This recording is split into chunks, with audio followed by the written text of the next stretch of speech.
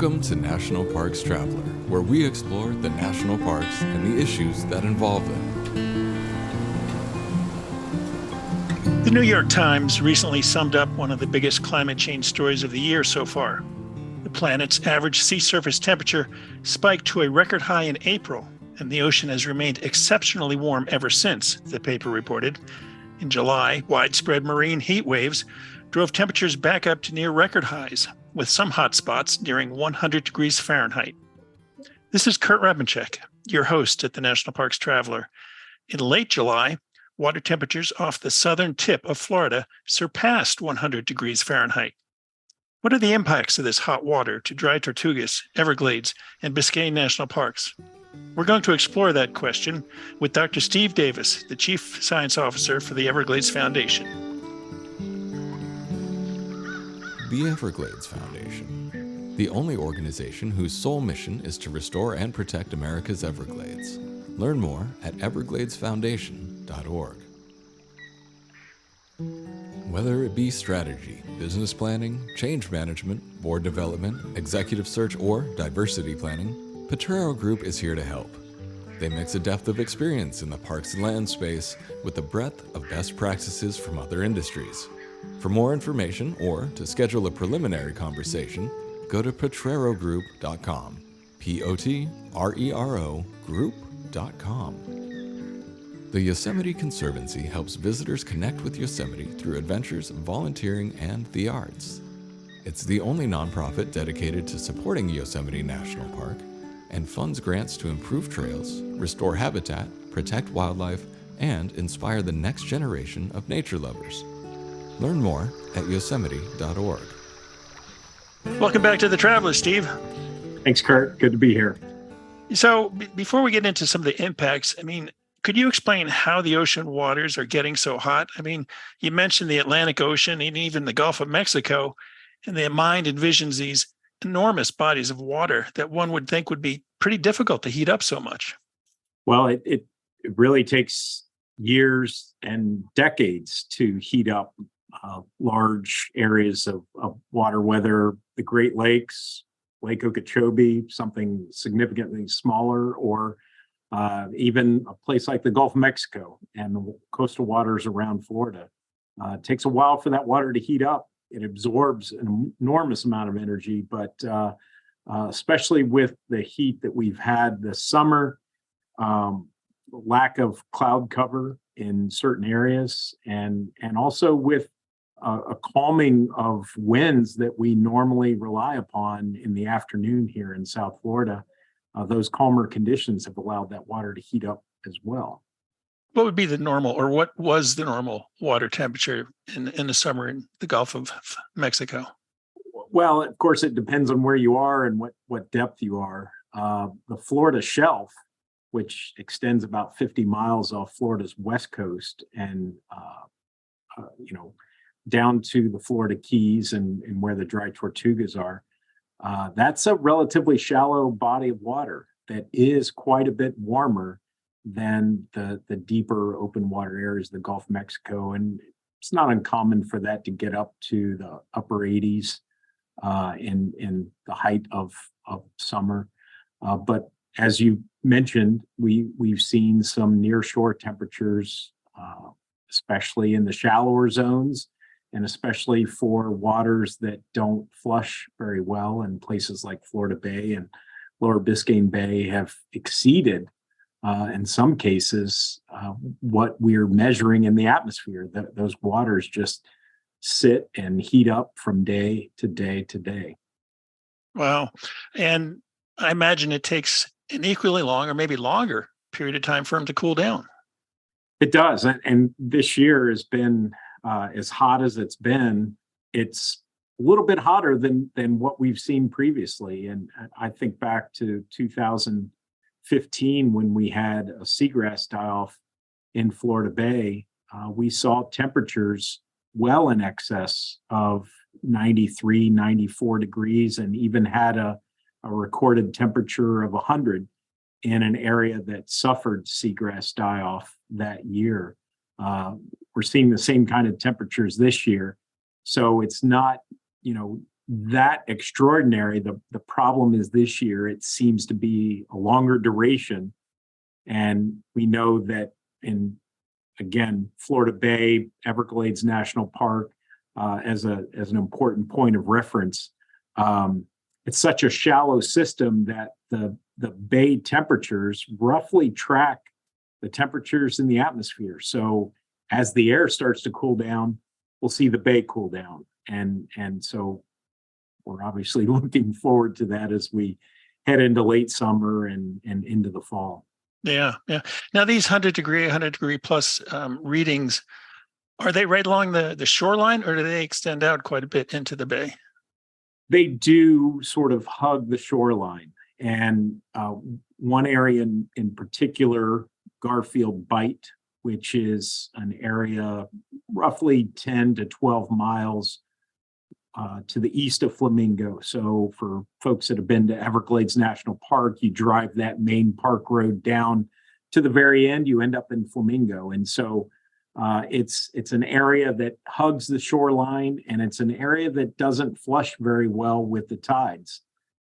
So it's kind of confined and isolated and is vulnerable to that extreme heating.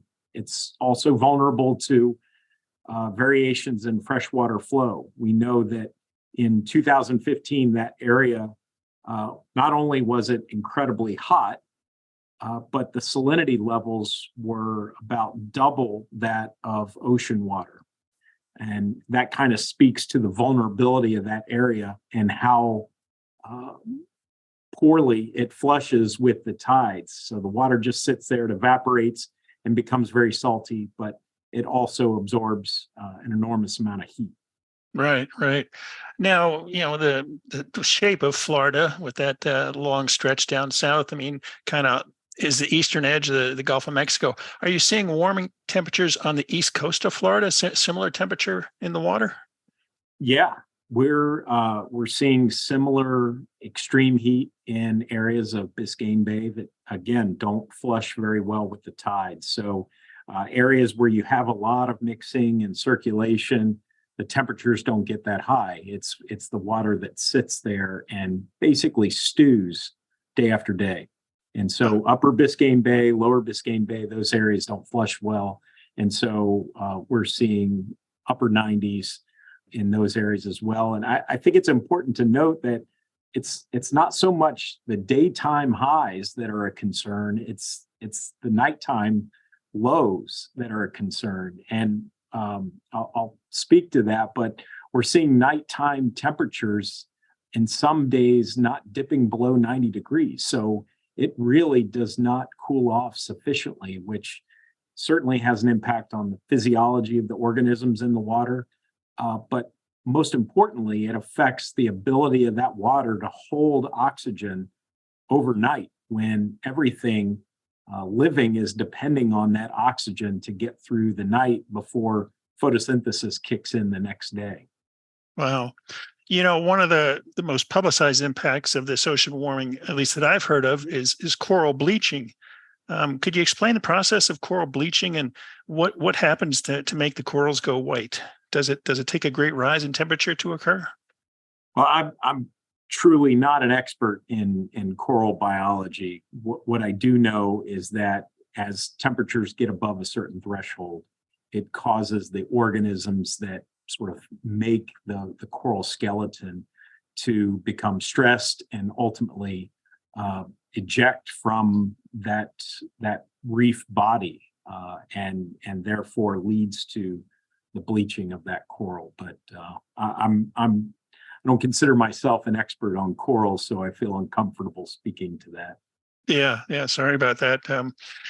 I'm certainly no expert, that's for sure. I like to scuba and snorkel around coral reefs and admire the colorful reefs. And, that's one of the threats that we're losing. And it's not just a loss of biodiversity in the oceans, but obviously, tourism dollars with all the divers and the reef fishers, which we're going to get into. There have been many stories about efforts to save corals by creating nurseries with fragments. I've heard that many of these projects have been pretty successful, but also believe that some have been damaged by the warm water, some of these nurseries. they would be equally vulnerable because many of the quote unquote gardens where they're growing coral fragments are in these same waters and growing under that extreme heat. And so in some of these areas, they've actually gone out and tried to harvest some of those coral fragments to take them back to the lab in a more controlled setting to get them through some of this extreme heat. But it's, anything that we're concerned about in our coastal waters would be affected by this heat to the same degree. And again, it has to do with the organism's ability to physiologically tolerate that heat, but also their demand for oxygen under those warmer water conditions, and recognizing the physical constraints of that water to hold oxygen as it gets warmer. It's sort of the tipping point for really the health of a lot of things, whether it's coral, whether it's seagrasses, oysters in more nearshore areas, sponges. We're seeing impacts to all of these ecosystems as the water's heated up. Wow, that's incredible. This is Kurt Repenchek. We're talking today with Dr. Steve Davis, the Chief Science Officer for the Everglades Foundation, about climate change and how it's warming seawaters and the problems and impacts that is creating for national parks and organisms in the waters surrounding the national parks. We'll be back in a minute. National Parks Traveler has launched the National Parks RVing Guide, the definitive guide for RVers seeking information on campgrounds in the National Park system. The guide is now available free through the Apple App Store and Google Play Store. If you're a traveler who wants to explore the National Park system, you'll want this app. The guide is packed with RVing-specific details for campgrounds in more than 70 national parks across the country. Search by park, state, or region of the country, and you'll find information about campgrounds that can handle big rigs, those with showers and dump stations, ADA accessible sites, and more. You'll find stories about RVing in the parks, tips for new RVers, as well as feeds of the traveler's content. Our latest stories and recent podcasts are just a tap away. Download the National Parks RVing Guide and start planning your next trip today. Maximize your savings with Interior FCU. Explore the benefits of opening multiple certificates to diversify your savings strategy. Discover how Interior FCU's range of certificate options can help you achieve your financial goals with competitive rates and flexible terms. Learn more at interiorfcu.org, federally insured by NCUA. Washington State is graced with 3 spectacular national parks, each different and special in their own unique ways. As the official nonprofit partner and the only philanthropic organization dedicated exclusively to supporting these parks through charitable contributions, Washington's National Park Fund has a mission to raise private support to deepen everyone's love for, understanding of, and experiences in Mount Rainier, North Cascades, and Olympic National Parks. Share your passion for these parks at WNPF.org. Acadia National Park is one of the 10 most popular national parks in the United States. It is also one of the smallest and most vulnerable. That's why Friends of Acadia exists. Friends of Acadia is an independent organization of passionate people inspiring those who love this magnificent park to make a real and lasting difference for Acadia. You can make a difference too at friendsofacadia.org.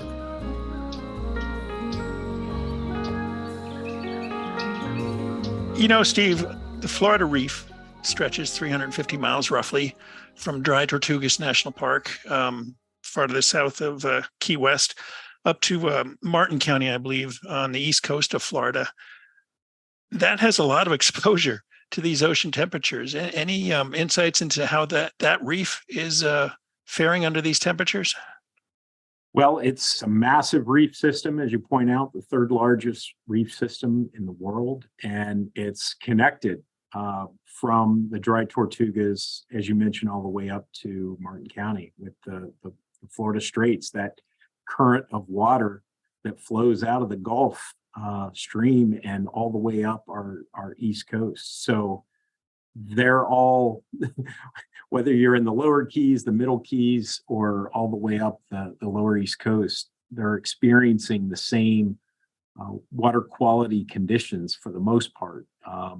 In terms of temperature, there are some areas where there might be more nutrient related problems, but in terms of temperature, they're experiencing those same issues. And of course, that current that carries that same water out of the Gulf is also carrying larval forms of organisms that settle in many of these reef areas and depend on the quality of water and the quality of that reef for them to be able to grow up into adults. Some of these are recreationally important species. So it's all experiencing the same conditions from top to bottom.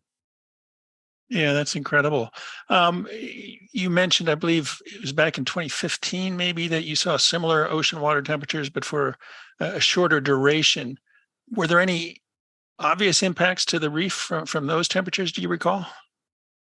Well, the impacts that were observed on the reef were in part related to the problems that we saw take place in Florida Bay. And again, that's about an 800 square mile estuary in Everglades National Park, just sandwiched between the Florida Keys and the mainland. And we saw similar temperatures developing in Florida Bay at that time. But the problem then was more related to extreme high salinities that developed in the central part of the bay because of a lack of freshwater flow. So that seagrass die-off that ensued not only led to algae blooms, but that hypersaline water was carried out of the bay through the Florida Keys and impacted the reef in that way. So the reef then was exposed to extremely salty, and because it's excessively salty, it's dense, and that water holds an enormous amount of heat. So that hot, salty water got transmitted offshore into some areas of the Middle Keys reef tract. And I didn't see significant documentation of impact, but we know that that super salty hot water had an impact locally. Yeah, I recall the seagrass die-off in the bay. I don't recall any great mention of coral bleaching from that. No, and certainly not to the extent, because the duration of those high temperatures was such that it didn't affect the offshore water temperatures as much as it did the nearshore temperatures in Florida Bay. But I'll also add that seagrass die-off led to several years of algae blooms in Florida Bay. So without that grass there to stabilize the bottom, to take up nutrients, it led to algae blooms that there were several well-publicized satellite images showing this green plume of water getting carried offshore into the reef tract. Now, when coral bleaching occurs, the corals, as I understand it, are losing the colonies of life, so to speak, that inhabit them. That has to have a downstream impact, so to speak, by the reef fishes that depend on the coral reefs.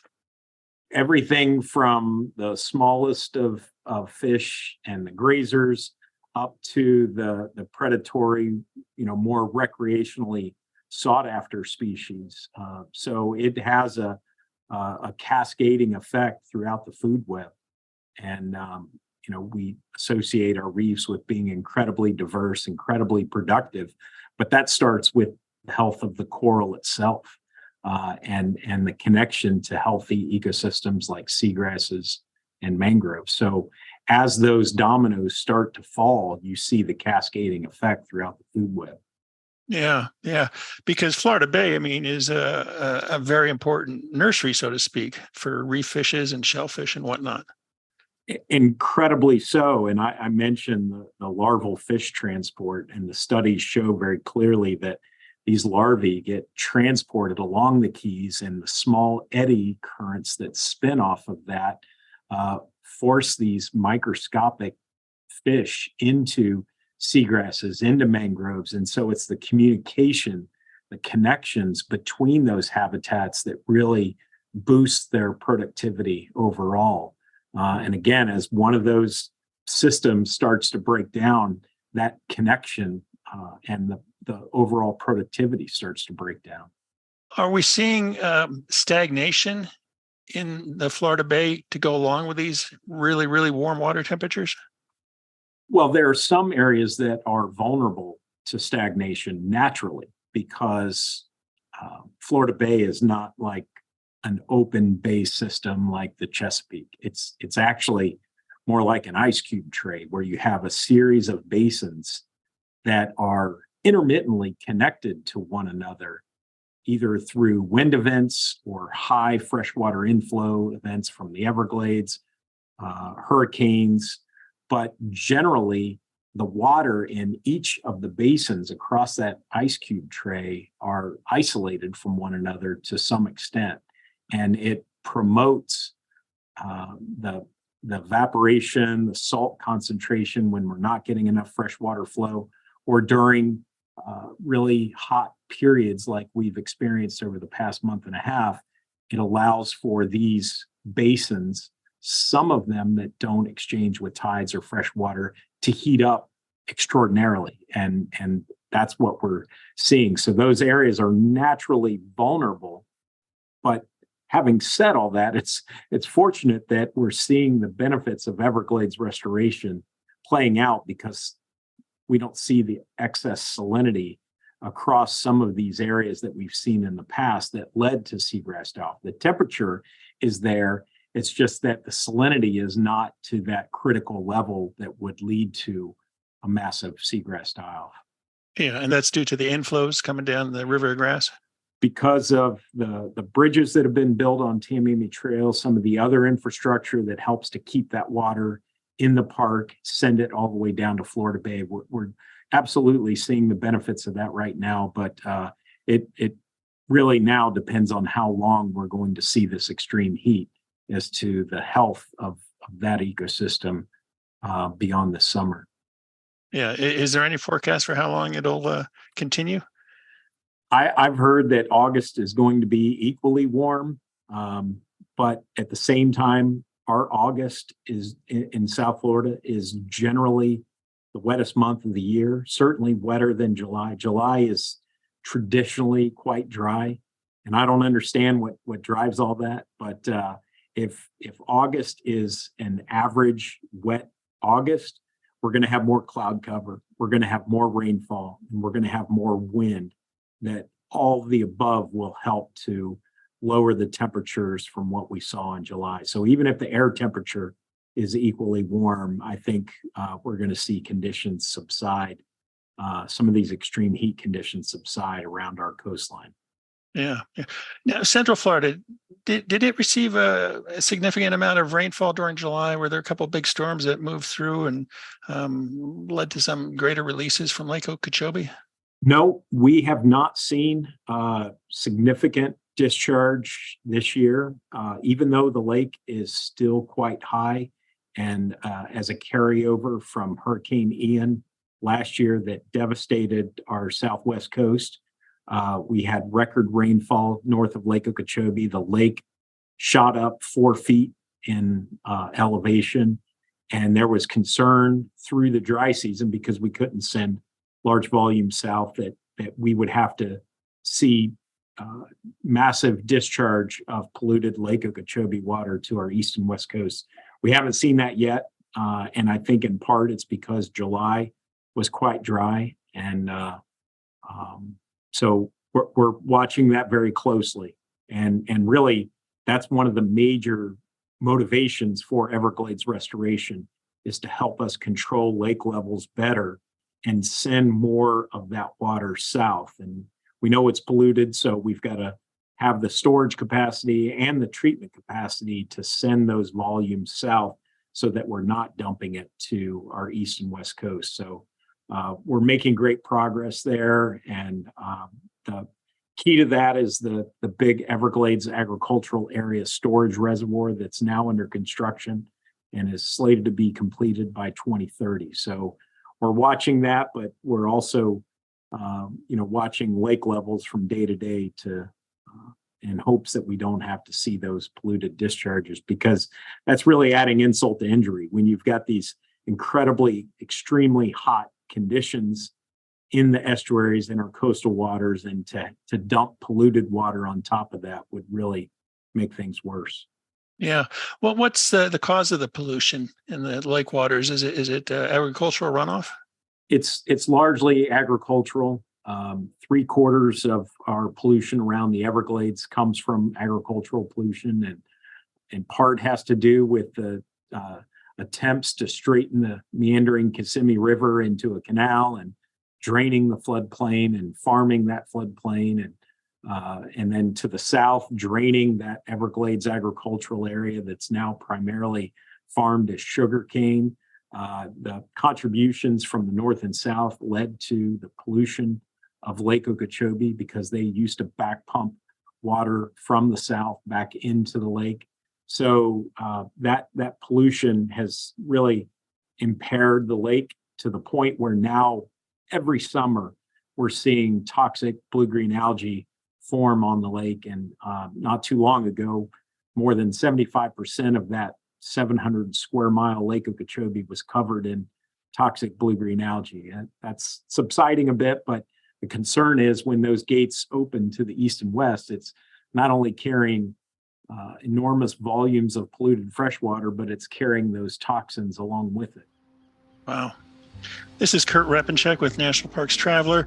We're talking today with Dr. Steve Davis, the Chief Science Officer from the Everglades Foundation, about climate change and hotter ocean water temperatures around Florida. We're going to take a short break. We'll be right back. The Grand Teton National Park Foundation is a private, nonprofit organization that supports projects that protect and enhance Grand Teton National Park's cultural, historic, and natural resources. By funding initiatives that go beyond what the National Park Service could accomplish on its own, Foundation donors improve the visitor experience and provide benefits to the National Park System for decades to come. See their successes at gtnpf.org. Full of stunning photography and thought-provoking reads, Smokey's Life is a biannual magazine produced by Great Smoky Mountains Association. Members receive it free of charge each spring and fall, and it is available for purchase in retail stores throughout Great Smoky Mountains National Park and online at smokeysinformation.org. The Blue Ridge Parkway Foundation is the primary nonprofit fundraising partner for the Blue Ridge Parkway. It is made up of people who have a deep love for this majestic road and want to ensure that its natural beauty and the experiences it offers endure for generations to come. You can show your appreciation at brpfoundation.org. So, Steve, as we were talking earlier about the warm ocean waters and the Florida Reef extending all the way down to Dry Tortugas National Park, which is roughly, I want to say, 70 miles south of Key West. Is Dry Tortugas seeing the same water temperatures as you are closer to Florida Bay and Everglades National Park? Not as hot, but probably as extreme relative to the long-term conditions that those patch reefs and seagrasses around the Tortugas are accustomed to seeing. So I think, relatively speaking, yes, as extreme. Wow. Are we seeing any obvious impacts to marine life, fish kills, or I don't know what else would come with it, but well, the coral bleaching, the documentation of that has been pretty eye-opening. What we're seeing in places like Florida Bay, sponge die-off, large sponges dying back, seagrass die-off, patchy, not large scale, but some patchy seagrass die-off.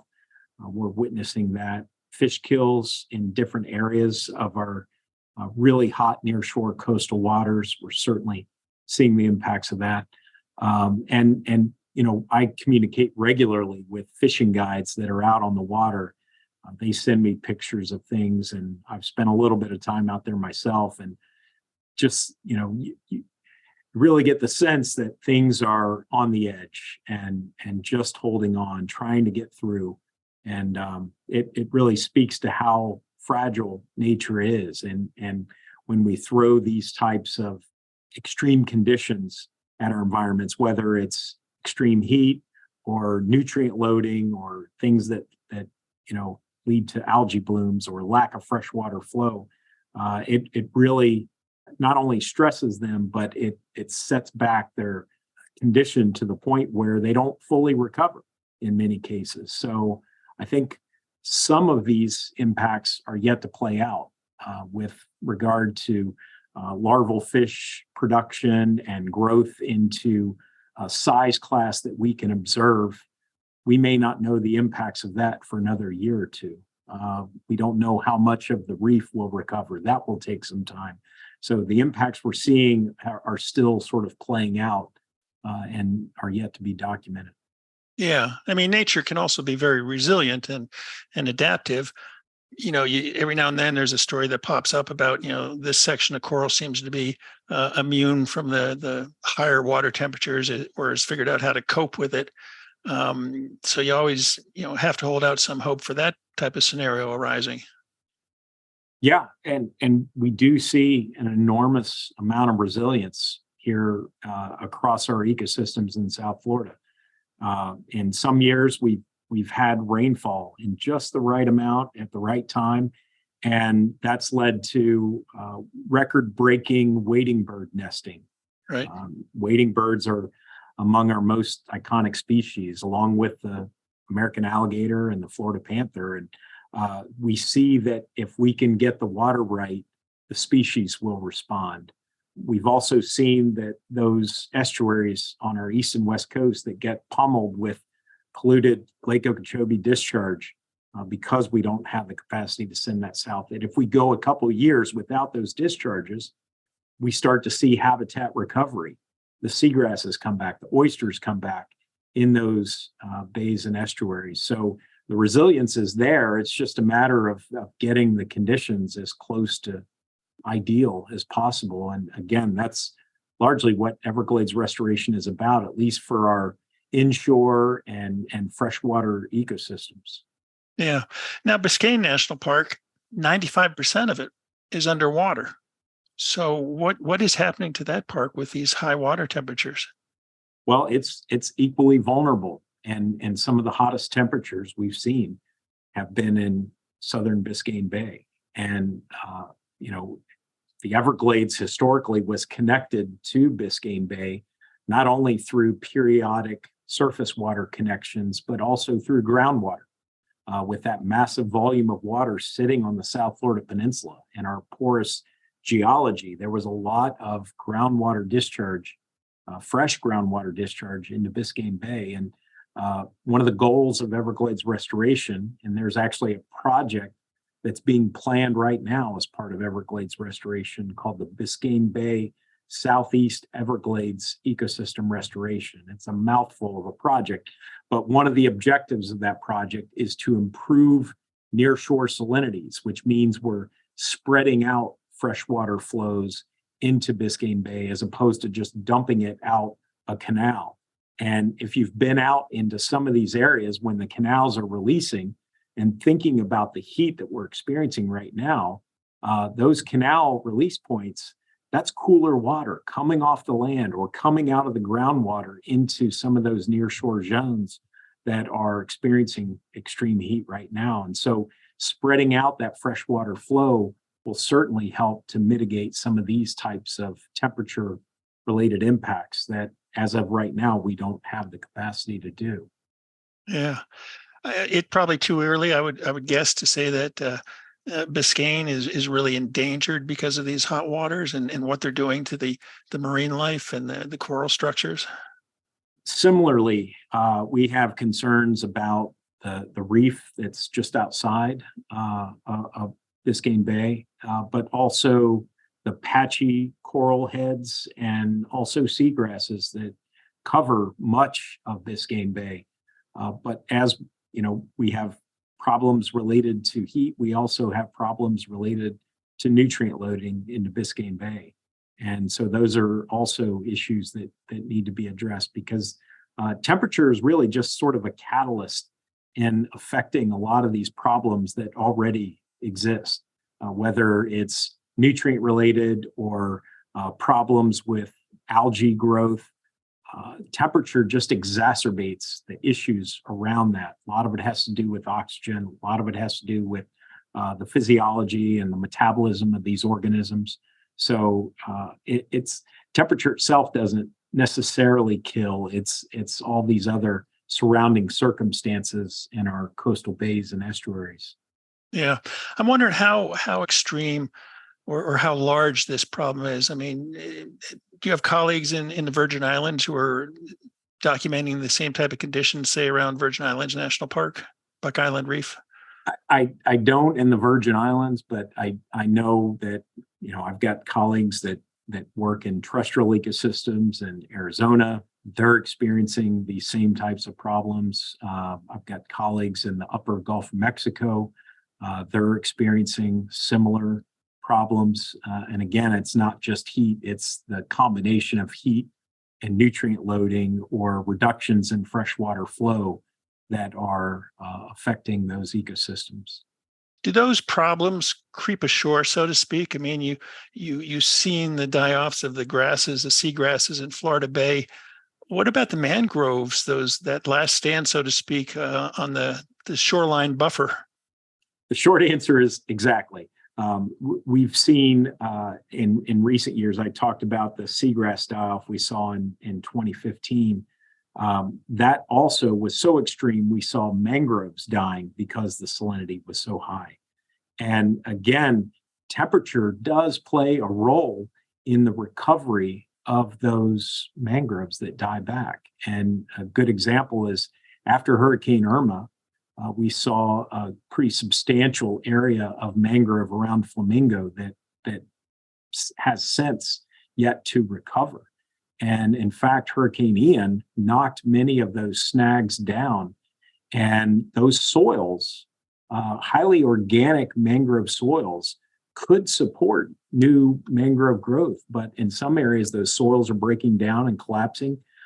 In other areas, the soils are accumulating so much toxic hydrogen sulfide, and the heat plays a role in that as well, that you're not able to get new mangrove regrowth. So our concern is that some of these areas where we've lost mangroves, we may never get them back. We could see those areas collapse into open water embayments into the future. So, Steve, I'm wondering, obviously this summer, hopefully it's an anomaly, but say looking back over the past 2 decades, I mean, can we say it's an anomaly? I mean, in the West, we're seeing longer shoulder seasons crop up as winters get shorter. And so there's, related impacts associated with that. Are you seeing longer periods of these really hot water spells, or is this just an anomaly that hopefully it's a one-off? I think this year, based on what I'm seeing, is kind of a shifting baseline. It's obviously an extremely hot year. We're breaking records all over the place. It's likely that the next year or two will be a little bit cooler, but I think we're clearly on a long-term trajectory with regard to climate change. As a scientist, I ascribe to the science, and the experts in this area say very clearly that the heat that we're experiencing this year is largely related to climate change, greenhouse gas emissions. There might be some fraction of that is attributable to the strong El Nino conditions that are developing. And therefore, as that El Nino subsides, it might be a little bit cooler next year, the following year. But I think what we're seeing is this upward trajectory of warming that isn't sort of perfectly linear over time. As with anything, it goes through these spurts and retreats. We see the same thing with sea level rise. We go back a few years ago, we saw a significant jump in sea levels. That relaxed a little bit. It's a very complicated interaction of factors that's at play, but I think we're just continuing on that upward trajectory. That's Dr. Steve Davis, the Chief Science Officer for the Everglades Foundation. Steve, thanks for making time today to visit with us about the ocean conditions and what's happening. I think we'll try and check in 4 or 5 months down the road to see how things have turned out. Great. Thanks, Kurt. That's our show for this week. We hope you enjoyed it. Next week, we're going to explore official wilderness and potential wilderness in the national park system with George Nickus and Dana Johnson from the advocacy group Wilderness Watch. For The Traveler, this is Kurt Rebenchek. See you in the parks. The composers and musicians at Orange Tree Productions have created a unique collection known as the National Park Series that has grown to include more than 30 CD titles. Composed against the backdrop of a park's sounds of nature, these musical scores will connect you with these beautiful places and take you there, at least in your mind. This collection is the #1 selling National Park audio series in the world and provides the background music for National Parks Travelers podcasts. Visit them at orangetreeproductions.com. Editing and production work for the National Parks Traveler podcast is done by Splitbeard Productions. You can learn more about us at splitbeardproductions.com. National Parks Traveler is a 501c3 nonprofit media organization that provides daily editorial coverage of national parks and protected areas. Traveler's coverage is made possible by reader and listener donations. Visit us at nationalparkstraveler.org.